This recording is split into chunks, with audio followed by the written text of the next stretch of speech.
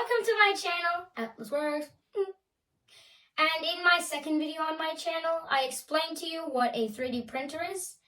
And I did promise in that video that I was going to tell you what a slicer is.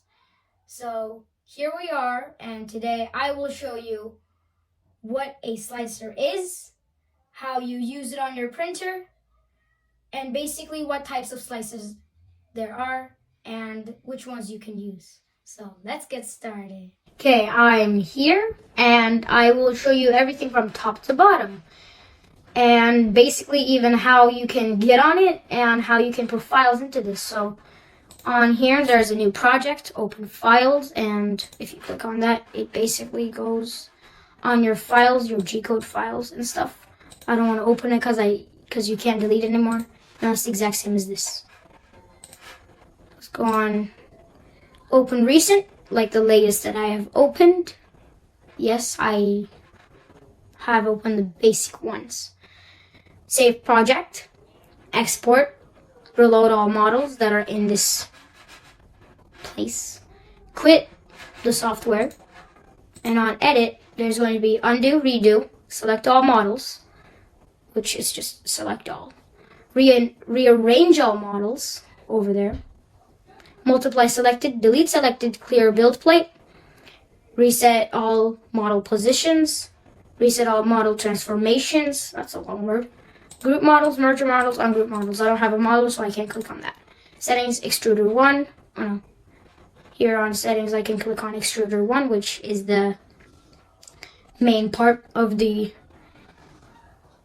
printer. On my last video, if you can, I'll show you it, right.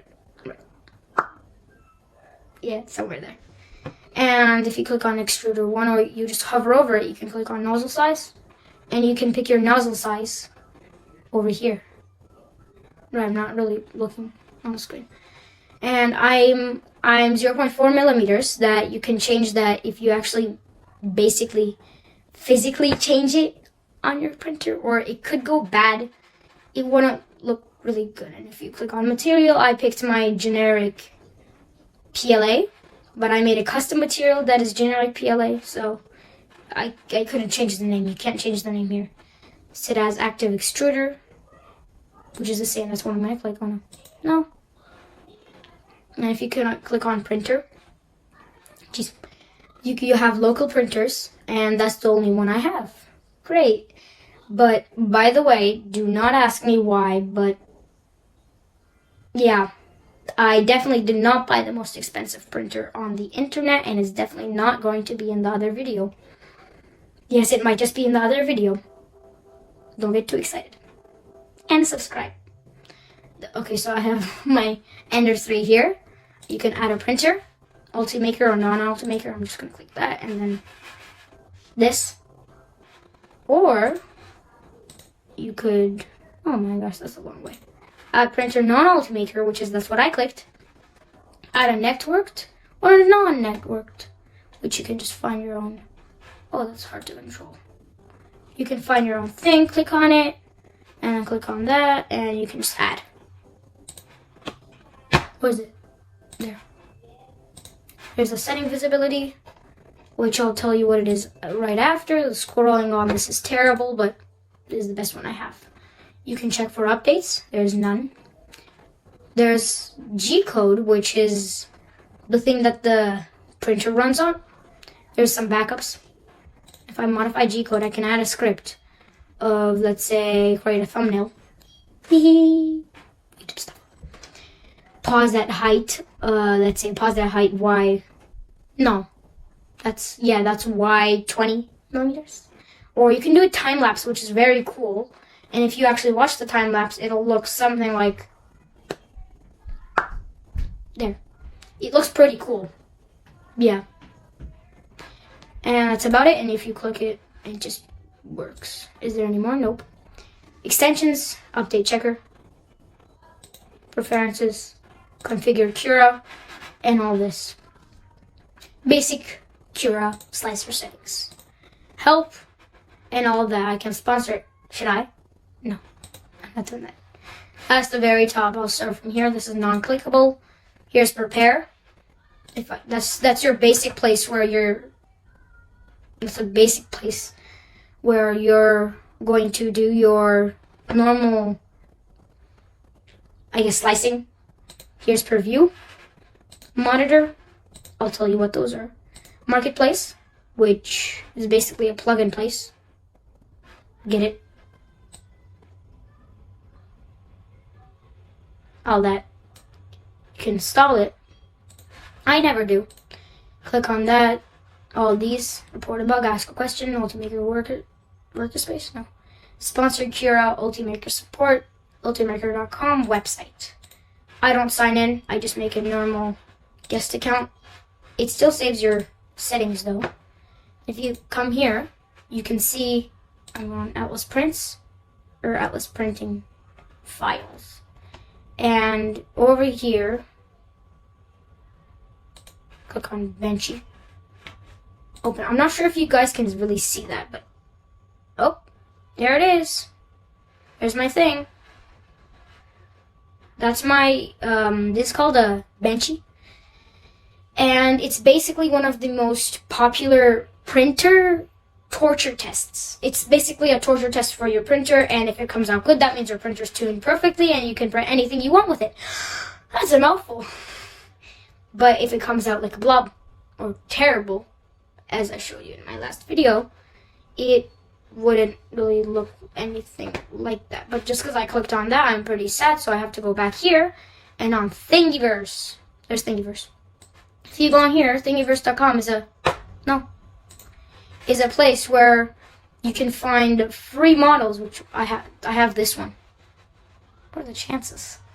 And these are your models. You can search Thingiverse like bear. Let's open it. I found a bear. Hee. Looks cool. And then if you go on files, you can download. If you click that, it will download all files on a zip file. If you're on Mac, click download. Bear.optimize. Why does that name like that? And then if you go back on your Cura, if I even have it, because I didn't do anything. Go on here. Go on recents. Oh, desktop. Bear optimize. Go. Here's my bear. Hello, bear. Oh yeah, so I'm right clicking. No, I'm left. Right click, left click. Is this left click? Yeah. Yeah, I'm right holding the right now on my mouse. So the red parts are the places where they need supports, which are just things that they extra make. Going all the way from here to up the bear and holding the bear's bottom up, or the bottom neck. Which if you do that, it would basically hold up the bear's head, or it would look like Stiggity. On top here. And you can move it. If you click on it, it says, why is that so precise? Delete it. Make 0. These are the X, Y, Z coordinates of where the bear could be. So if I make like 50 here, whoop, it's onto the side. And it will be at the side of your build plate. You can also move it something like this. Whee! And they are extremely precise. Like, look at this. And this is the bye bear. Up there. It says drop down model, so that's why I can't put it really high. Lock model, I can't move it. See, it doesn't work. And here are your scaling. Yay! Woohoo! And over here you can scale the model, how big you want it to be. So let's say I want it to be 50% of its original size. Tiny bear. I can make it 5%, no, 45% of its original size. So tiny. Scroll in. Where are you, bear? I can't see you. Hello. Hi, you're so tiny. And if I click on uniform scaling and undo that, I can actually change the actual dimensions. Oh no. Ooh, that's a tall bear. Haha, that's... Actually, if you print that, I'm not sure how it would come out. Anyway, here you can reset it to the normal size and shape. And here is the rotate button where you can reset the rotation, snap rotation, lay flat, and select face to align to the build plate, which now if you click on the red one, you can make it nose touching there.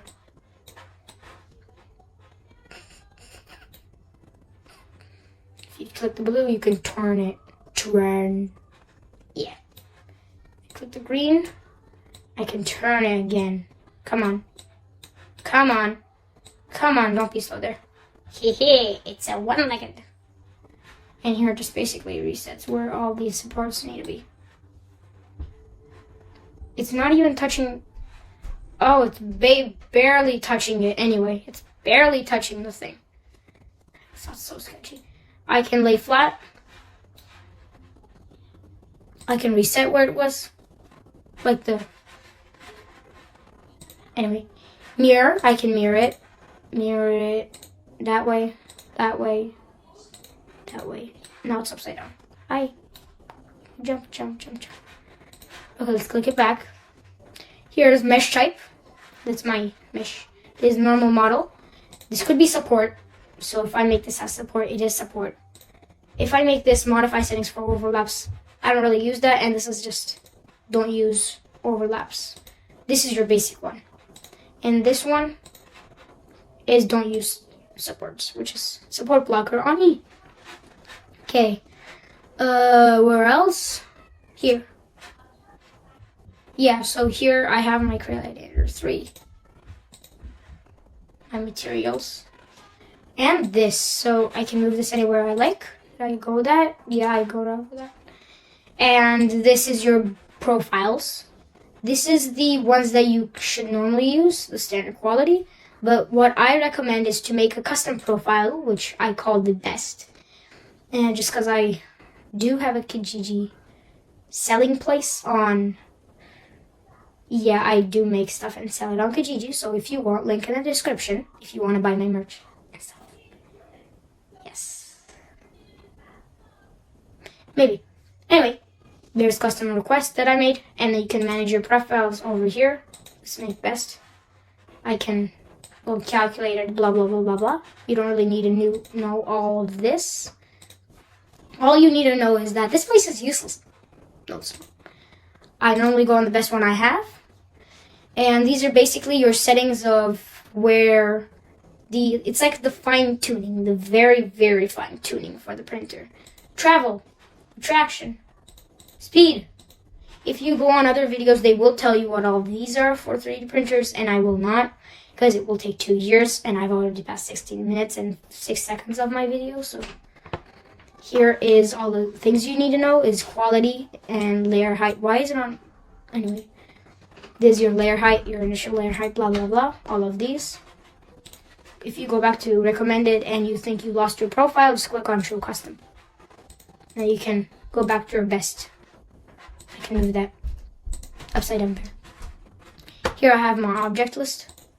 And if I put more than one object in there, not really gonna do that. It'll show up here. And if it's overriding some settings from the normal one, it would say a number of how many overriding settings there are here. I normally keep that closed. And this is the name of what you're gonna do. It's a upside down bear. Hee. And these are the exact dimensions, and this is how you move. Yeah, but you can also move with right click holding whatever's. If you click on it with left click is your basic. What did I just do? Oh. Anyway, I think I broke the thing, but yeah, I did break the thing. But here we go, let's just click slice. And here, if I click slice, I won't move my thing. I can't see myself. Oh no. Oh no, there. Here, if I click peer view, I can see how it should look. Whee! And what this basically does, clicking slice, is it I got a mouse button now. And what this basically does, the slicing, is it gets the actual object, let's say my mouse, and slices it into tiny layers. And then changes that into, oh no, where's my mouse? Changes that into G-code, which then your printer can read over there.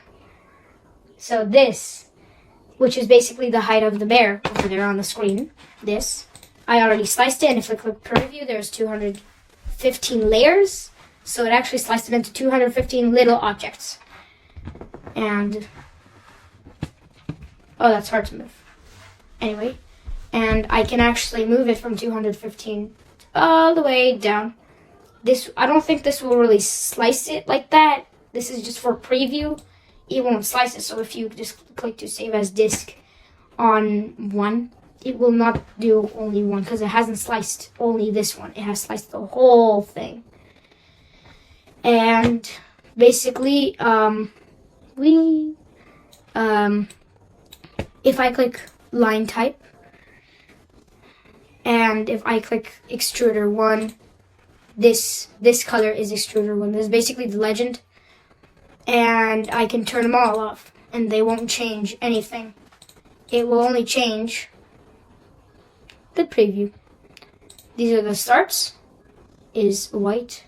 The infill is orange, which there is no infill right now.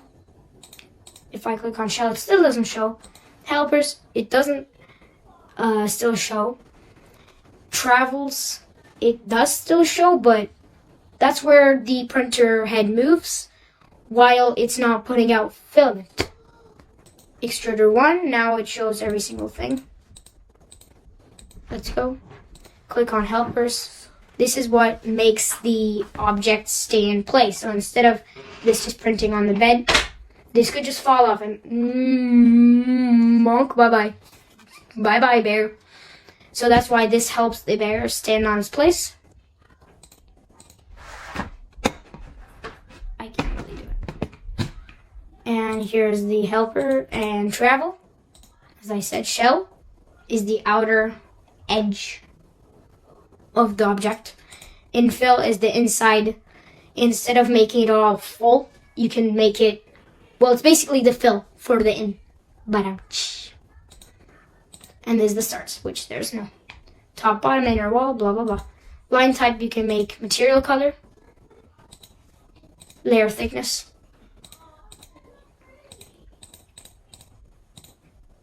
Ooh.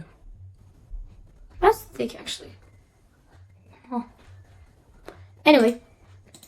Here I told you and all that, yeah. And if I plug in a little SD card, I can, actually if I plug it into my computer right now, or our computer, it would say save to removable drive here. And if I click on that, oh no, not that.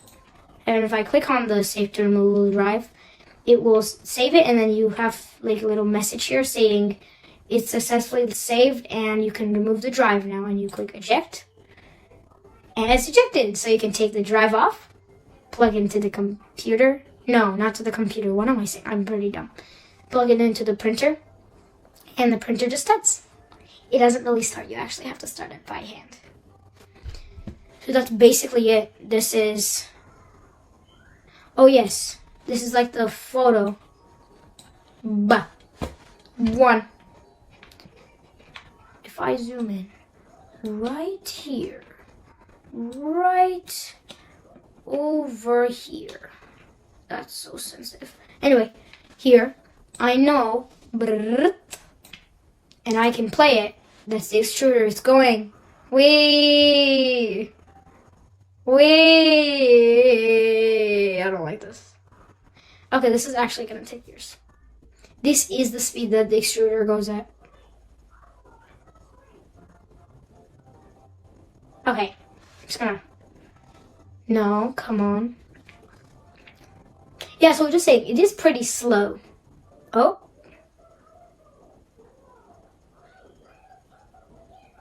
Oh yeah, it's actually printing right now.